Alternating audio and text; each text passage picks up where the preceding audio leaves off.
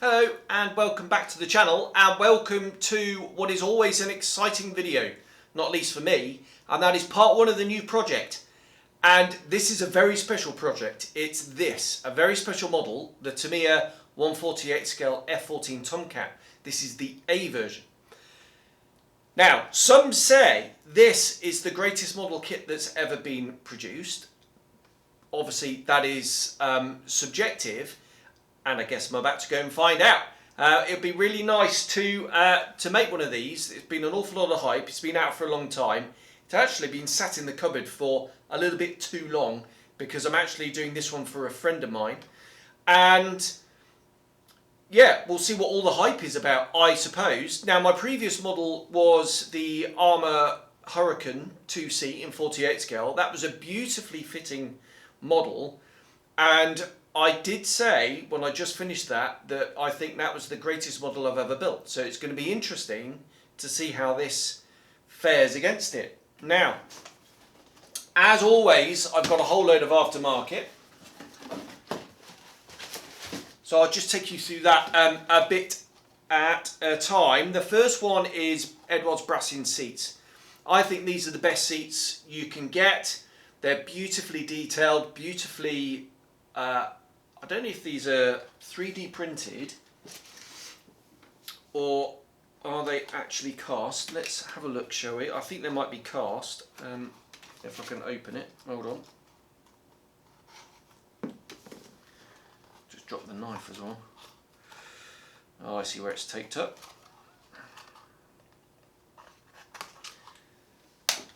And I'm going to need the old bins as well. Now these are cast, right? Well, that's cool. Take off the bins, right? Yeah. So these. Now I quite like doing ejection seats or seats, but in the singular.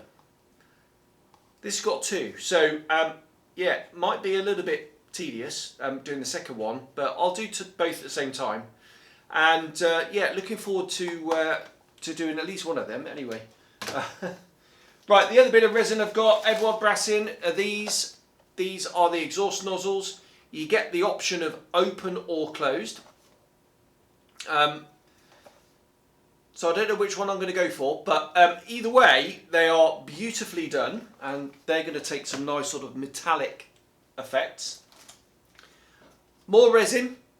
This is Def model wheels. These have a slight weight to them, a weighted effect, which I really like. And yeah, so I've got those, and you get masks with those as well. Now, a very special bit of resin is this Detail and Wonders undercarriage set. This is 3D printed, and the detail is utterly astonishing. All the pipe work and plumbing and all the little fittings and all that kind of stuff are represented. They do come printed on the 3D printed scaffolding, which is going to be a little bit tricky to remove. The trick with that is, it depends. Some of these parts are, the scaffolding is so fine you can literally just snap it off with your fingers, and it's really quite easy. Some manufacturers, the scaffolding is a little bit more robust, and you're much better off using a razor saw to cut through those than you are trying to use some sprue cutters or something, because the force will get transmitted through the part and bits can ping off. Because 3D resin printed, what I've found, tends to be even more brittle than normal cast resin, in that it can sort of shatter and splinter, and the force gets transmitted through it further, if you know what I mean. Whereas the traditional sort of cast resin can be a little bit softer, and it's easier to carve and drill and things like that. Not that I'm going to be carving or drilling this, it's just you've got to be careful when you take it off the scaffolding. But these are utterly amazing. Right, that's it for resin. I've got some metal. I've got some remove before flight tags. Don't know if I'm going to use those or not. Probably not, but we shall see. I've got some the Master Pitot probe set. With this, you also get the angle of attack probe, which is wickedly sharp, well, as is the pitot actually. How they make these, I have no idea. It's just utterly astonishing. But you know, you could give injections to premature babies with these. They're so small and so sharp. So got those. They're going to be awesome, I'm sure. I've got oh, that's the instructions for the undercarriage. Don't lose those. I've got T-face masks. You do get masks in the kit that you have to cut out yourself. They are printed, you just follow the lines, but I thought I'd buy these because you get the inside with these, with the T-face as well, and I always much prefer to paint the inside of my canopies as well as the outside. You just get a much better effect. Although I've got a feeling you get the sort of architecture on the inside of the canopy in the kit, in the plastic, but even so, we'll be masking that up as well. So I got that, that's going to make my life a lot easier. And I guess the pièce de résistance is these. This is the Red Fox Studio set for all the instrument panels and consoles. Now, this is 3D printed resin on acetate, so it's on plastic, so it's solid. It's not a decal, and I much prefer this system. With Quinta Studios and Edward Space, Kit's World's system, those ones, they are printed on decal paper. So what you have to do is you have to cut round your image. You're not advised to actually soak it in water like you are a traditional decal. What I do is literally just put 1 drop of water on the backing and then lay it flat, or you can just put it on damp kitchen towel or something, and then peel it off. But they are soft and floppy, they can stretch. These are obviously solid, and I much prefer them because you literally just pick them up off the backing and stick them on. Absolutely wonderful, wonderful things, and the detail in these is just utterly brilliant. It really is. Huge fan of these, and I'm going to be using more of these in future projects. Now, I have used these before on the channel. I used them in the post-apocalyptic Antonov build, that crazy one, which I used one of these and I chopped it up, so I know how brittle these can be. So you've got to be quite careful if you are going to chop them up. The advantage of this one as well is just having a look at it, albeit without my glasses on, so it's incredibly blurry, is the coloured surrounds, which you have to try and colour match to your paint.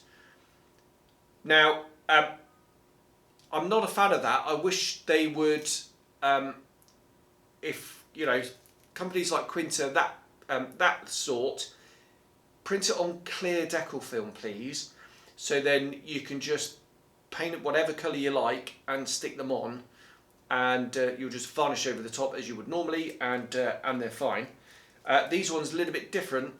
You have to sort of, if you're going to do that, try and cut around or paint around. But I don't think with these it's going to be a problem, actually, because the grey surrounds are pretty much minimal.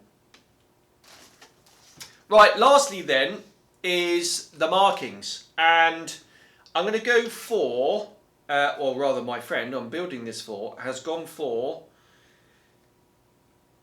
now, oh crikey, hang on, sorry about this, I think it's VF154 but I can't quite read it. Yes, it is VF154, and the I don't know which one he wants. I don't know whether he wants the Cag Bird, which has got the red stripes on the very dark grey tail, or the standard Squadron one. Either way, it's going to get a big weathering job, and that's the bit I'm really looking forward to, is doing full-on weathering. I've got all the paints up there. It's going to be MRP, but the chance to do a grey US Navy jet is one I'm going to leap at, because I haven't done one of those for an extremely long time. I think since I've come back to modelling, I don't think I've done a modern grey US Navy aeroplane. So that's going to be fun and a challenge. Whack that up there. I'll find out from him exactly which airplane he wants. Now, interestingly, the one with the red tail is here on the box. Yeah, VFF. Oh, they are go again with VFF. What am I talking about? It's reminding me of IFF, I think. VF154 Black Knights. There we are. May 2003. Which, incidentally, was when I last flew the Tornado. Was May 2003. So over 20 years ago now. Crikey, it makes me feel old. Right, now, this aeroplane, the fit is supposed to be absolutely amazing.